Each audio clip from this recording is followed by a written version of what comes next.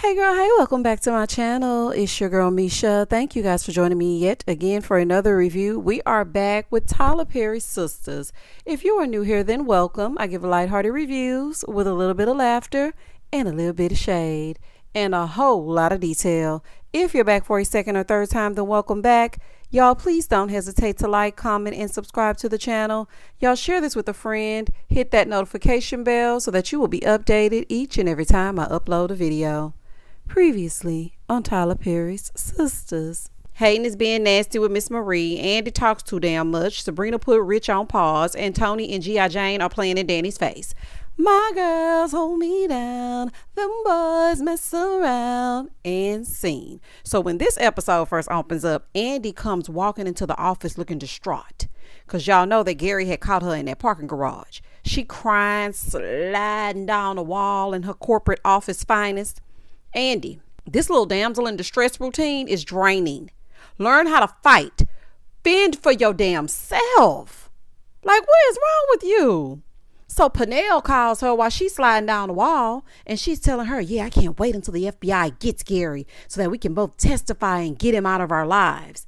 Meanwhile, Andi knows that Gary is now blackmailing her because she talked too damn much when the agent told her, don't say anything. She's like, yeah. Rockhead Gary should have been gone. And Andi, you don't follow directions because the agent specifically told you not to say anything. You know that man can't be trusted.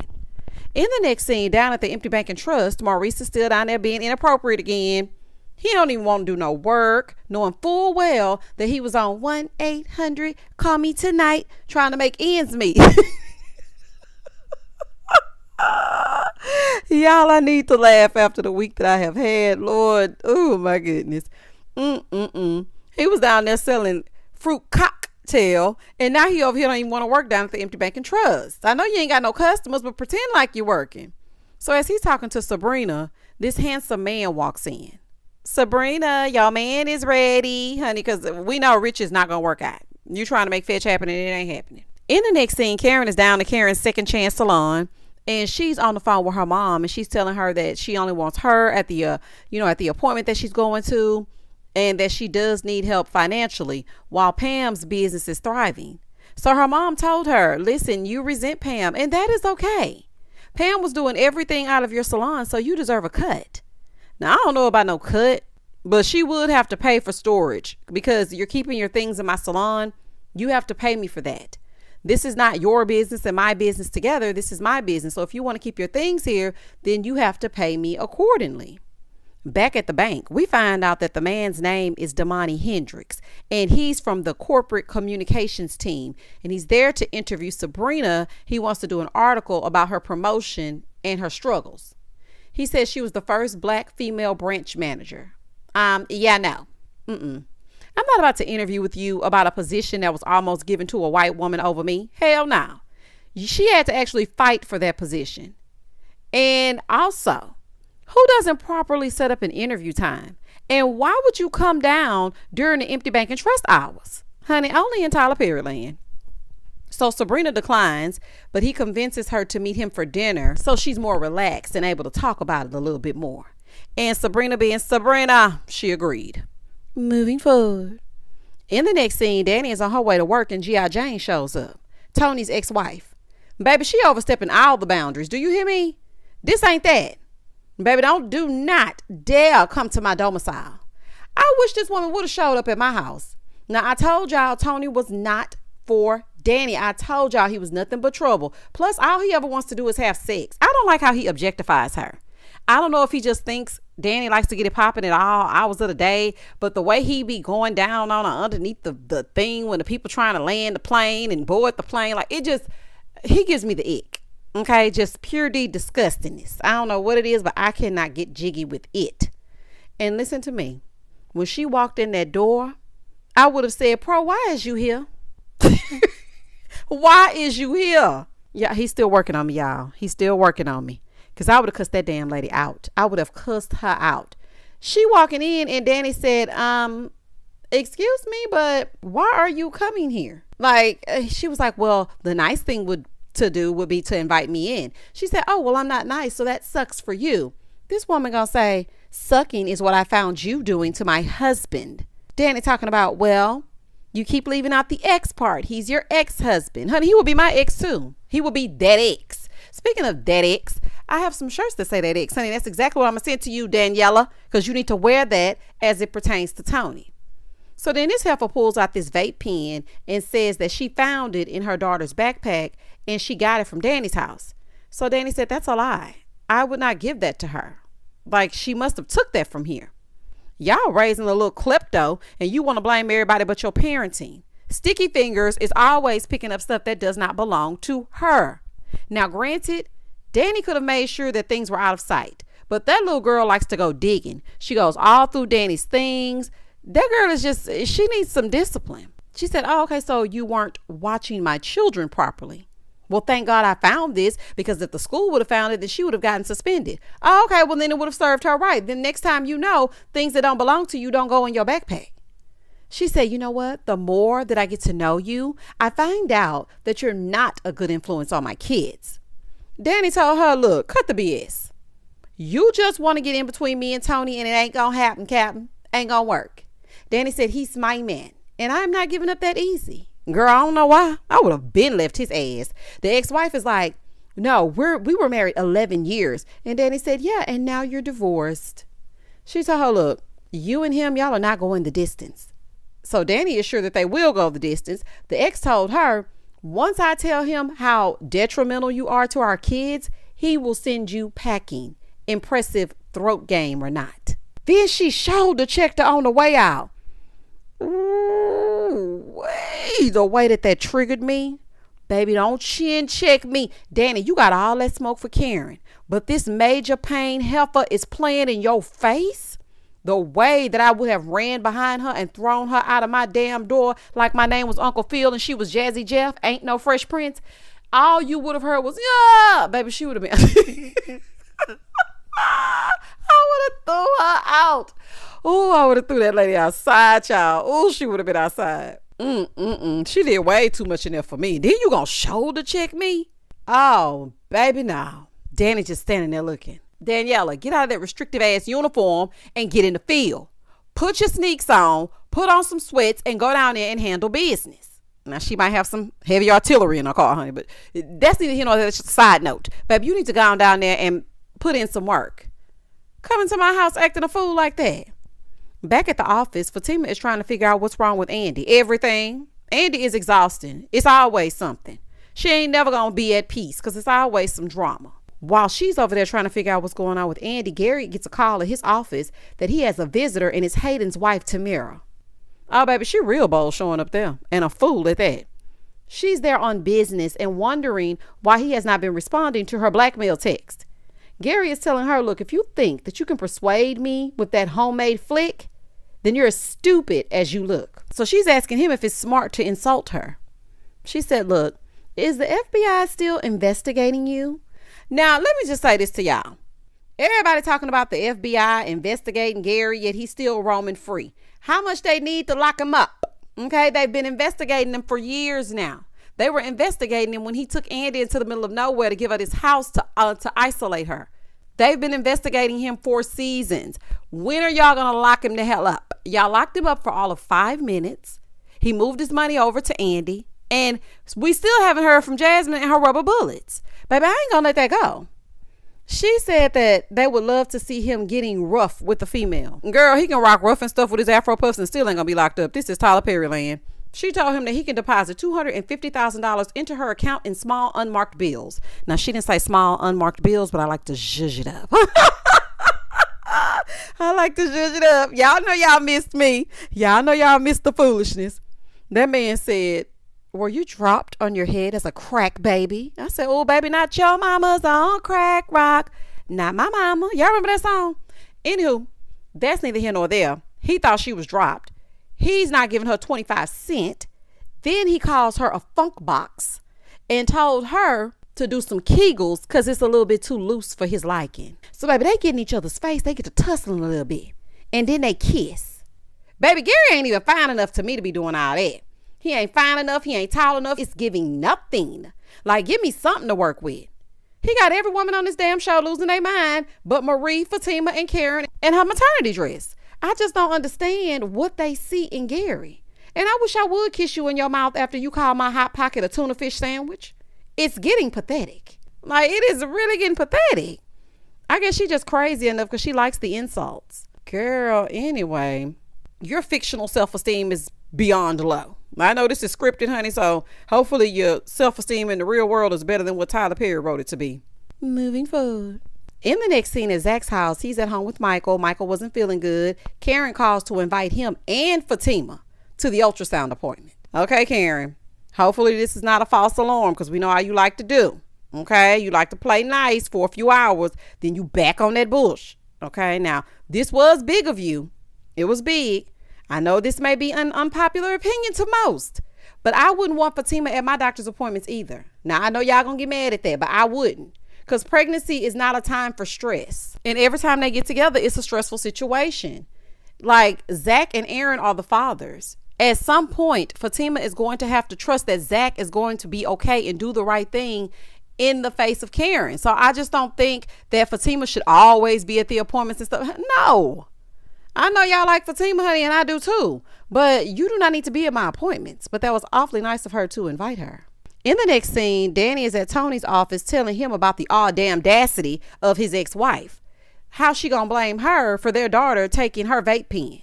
Danny said, look, y'all need to talk to her. He said, I'm gonna talk to her. She said, no, you need to do more than talk. Take off that loud ass belt and whoop that. No, I'm just kidding. She did tell her to whoop her though. And he said, Danny, I can't do that. In all seriousness though, that little girl gonna be calling collect if y'all keep on. And if y'all keep letting her steal, she gonna be down there at the jail. He said that he can't whoop her like that. She said, well, my parents did it with me and I'm fine. He said, you're a pothead that's in therapy. And I would have said, a pothead you chased down till you got me on that damn bus, Spike Lee. See, Preston would never. He never called you a therapized pothead. But yet, you let him go back down on the farm with that woman he married to. Now, he did admit that Tiffany was wrong. That's his ex-wife. But truth be told, he agrees with that ex. So, there's that. He's like, well, I mean, you do have to be more careful. Danny said, okay, so you blaming me for her taking from me instead of disciplining her or blaming the parents who should have taught her? I know that's right, because what we not going to do is blame me for your child stealing. So then he gets defensive, saying that he's not going to get into that and going to get into how he disciplines his kids. And so she got up and walked on out, as she should. Baby, y'all need to get it together. Back with Andi and Fatima, she's trying to figure out, what did Gary do this time, girl? Andi's sitting there like a deer caught in headlights. Girl, speak up. Speak your speech, honey. Pipe up. Why are you not saying anything? So Fatima gets a phone call while she's sitting there. It's from Zach. Hey, babe, what are you doing? Guess what? Karen invited us both to her appointment. So Fatima is like, oh, really? Interesting. Well, I can't go because I have a lot of work to do. So she told him just to go without her. He said, are you sure? This isn't a trick, is it? She said, no, I'm okay with it. He's like, you sure? She said, yes, I'm fine with it, babe. Now, he wants to know what to do with Michael. She's holding Andi's hand and telling him to figure it out on his own. She gets off the phone apologizing to Andi. She's like, Andi, what happened? What's going on? Now, right as she's asking that, they call and tell them that Miss Marie is already there and it's time to go into the meeting. Fatima tells her, look, just go get your face together, pull yourself together, take 5, and I'm going to be in the conference room and I will meet you there. Well, we're going to have to give Fatima some counseling to figure out why she is such a people pleaser. Like, it's to the detriment of her own mental health. Andi has to learn how to fend for her damn self. And Zach needs to step up and just be a man about it. I'm getting sick of him too. Because pretty soon you're going to be singing, he wasn't man enough for me. Honey, you could just go ahead and play all of Toni Braxton's finest when it comes to Zachariah, because he's getting on my damn nerves. You can't figure out what to do with your son? Like, take him back to that lady who used to be looking out that window that helped y'all rescue him. Take him down there. Just take him somewhere. Why you can't take him with you? Last time I heard, kids were allowed at the hospital. Anyway, she is always there for everybody else except herself. Andi needs to do something for herself. Use some of that cutthroat lawyering and fight back. Where's your fire? Like, where is it? In the next scene, Danny pays Karen a visit at the Show Enough hair salon, honey, so they could talk. So she tells Karen, look, I'm just tired of the way this friendship is. It's like I can't do anything right when it comes to you. Karen says, well, I feel betrayed because you're always siding with everybody else against me. And you're supposed to be my best friend in the whole world. When me and Zach were going through it, you was way too down for him. And now you all buddy with Fatima. She feels like she's had their back more than she's had hers. Dani said, well, it's not like I'm plotting against you. So then Karen brings up how she told Zach to get a DNA test because she used to be a pro in college. And that's the truth. She did. But I know it's going to be somebody trying to fight that Dani didn't say that. And she did. Then she said when she got the paternity test results, she told people before Karen could. And I thought that was wrong as well. She said, well, that was just me being petty by telling Sabrina before you could. Nah, Dani, that was you being messy. That wasn't petty. That was mess. So Dani told her that she resents her because she belittles and diminishes her. And they act like she's the lowest common denominator and she should just be happy to be in the mix. Karen, I know you ain't sitting here looking shocked. Y'all do act like her voice is on mute and y'all are above her. But truth be told, all of y'all a mess. Andi is an airhead with a little money, but ain't got no damn common sense. Sabrina is a sweet pushover with a selfish man working down at an empty bank on the brink of closing if they don't get some damn customers soon. And then her ex who wore the lace panties is off married to some Caucasian woman. Then there's you. You're barely keeping the lights on down at the Show Enough hair salon. And on top of that, you have 2 baby daddies. Your first pregnancy is giving ghetto.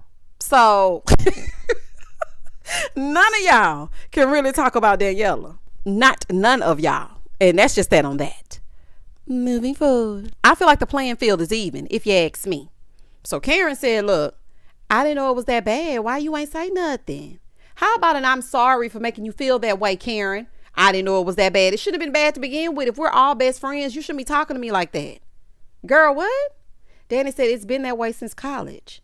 And, you know, I kiki, I laugh, and I tried to say something about it, but that stuff hurts. She's like, I tried telling y'all how I feel, but it's like when you're mad, it's either you're right and I'm wrong. That's it. Karen says, well, I'll own that, but sometimes you need to own that you can be immature and untrustworthy. Now, she did agree that she play all day, but she was like, I am not untrustworthy.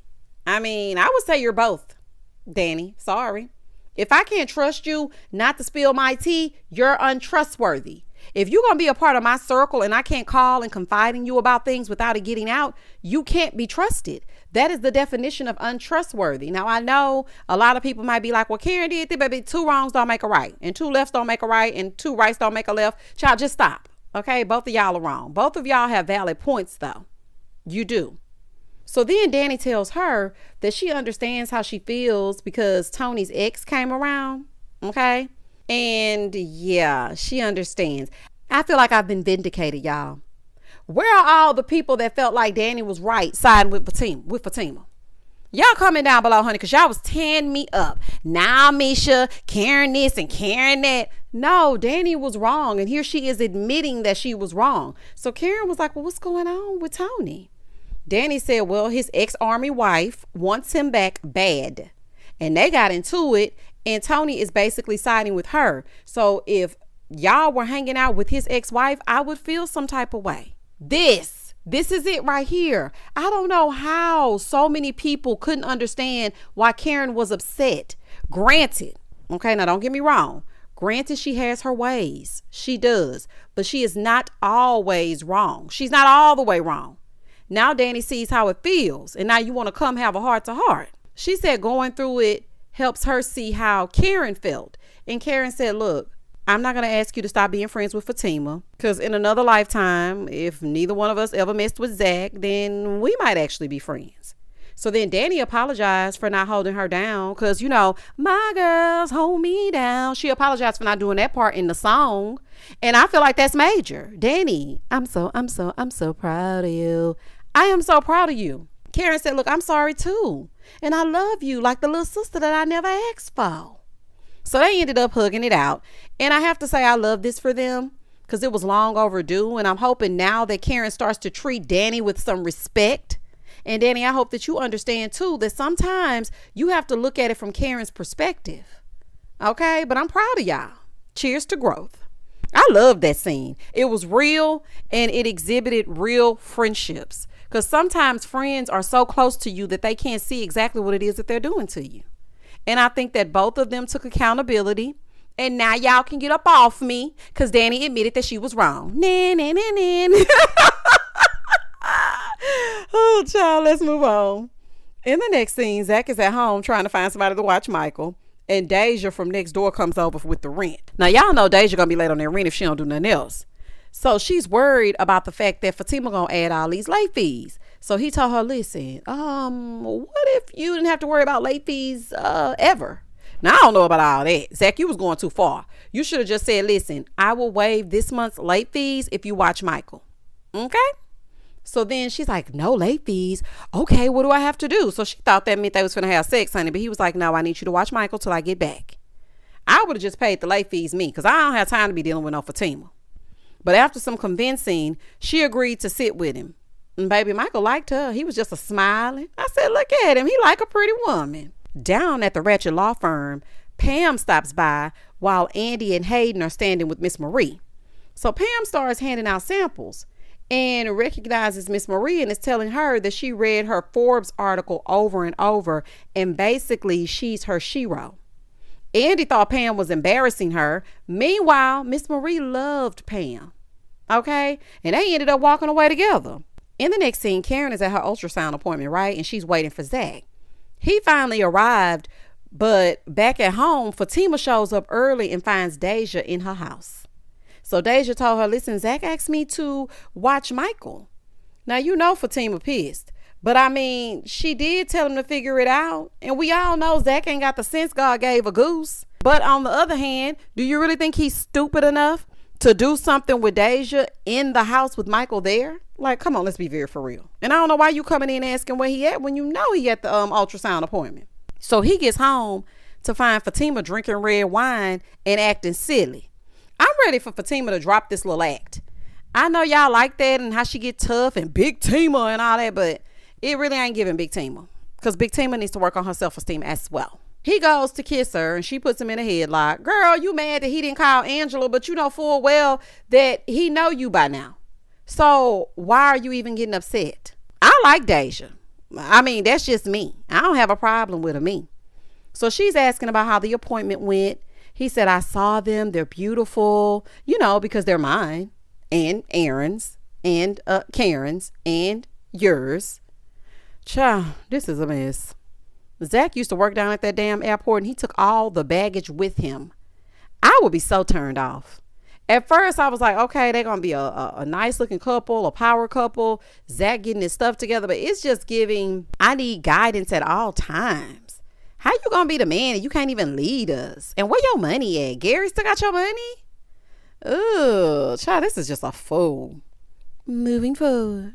In the next scene, Sabrina and her date, Damani, because he ain't fooling me, who is posing as an interviewer, they're at dinner. So he starts the interview. She was nervous and said that she isn't used to being in the spotlight. He said, what? I'm sure you are.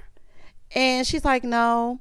He said, well, you've overcome so many adversities. She said, oh, yeah, like being wrongfully accused of aiding and abetting a robbery that I had nothing to do with. That man said, I'm cut. We can't use this. He said, why don't we just focus on the personal side? So he asked her if she was married. She said, no, but I am seeing someone. He said, any kids? Because I want a huge family. What does that have to do with the price of tea in China? Why are you asking her and then coming about, well, what you want? Tyler, you are so predictable. You and your writers make it so obvious. Either she gonna dump Rich for him or she's going to make him her donor. Either way, it's gonna happen. She said, no, I'm not yet, but I have been speaking to a fertility expert to freeze my eggs. So as they're talking, in walks Rich. Now he in his feelings, seeing Sabrina sitting there with Damani. He said, so when I text you and you said you had a work obligation, is this what you meant? She said, yes. So she introduces him to Damani because, baby, he walked right past like he didn't even see the man sitting there. And he said, oh, you must be the boyfriend that Sabrina was just telling me about for the article. Yeah, now he got egg on his face, sitting there looking stupid. Now you want to speak. He said, yeah, I would be worried too if I had a beautiful woman like Sabrina. He said, so you're the man that she's trying to have a baby with, right? Sabrina said, no, I'm doing it solo. Rich doesn't want kids. You see how silly that sounds? When you say it out loud to a perfect stranger, do you see how that's just ridiculousness? That sounds so silly. In the next scene, Andi goes to Jordan's house to break up with him so she can marry Gary to save him. Now, she tell everything else, but you couldn't take him somewhere that y'all can't be tracked and write him a note telling him what's going on? I don't understand, Andi. I don't understand how the thinker is not thinking. You could have taken him to a park after dark and slid him a note and let him know that, listen, I have to break up with you, but I don't really want to. And this is what's happening. And Gary is, he's basically blackmailing me. Now, granted, all of the places are bugged. I think her office, her penthouse, Jordan's house, thanks to Ethan. All these places are not safe, but you could have taken him somewhere else. Jordan was trying everything to stay together, honey. He was like, I'll change. I'll get rid of my phone number. Child, he was saying all kind of stuff, but it wasn't working. And that was the end of the episode. Listen, I had to take a break from Tyler Perry Land. I had still been watching, but not reviewing. And sometimes I would watch and sometimes not. But I actually think that this was a pretty decent episode. So if you haven't seen it, I hope that I broke it all down for you. Y'all meet me next for Inmate to Roommate. I need y'all to watch these reviews for at least a minute and 30 seconds so that I can recover from Hurricane Beryl. I was unable to put out reviews and now I'm trying to play catch up. So I hope that you enjoyed this one. Like I said, you can go to the next review. Put it on mute if you don't want to listen to it. Okay. Just please help me out with a minute and 30 seconds. Y'all comment down below. Tell me exactly what you thought about this review. Please don't hesitate to like, comment, and subscribe to the channel. And as always, stay safe, stay blessed, spread love, not germs. Peace.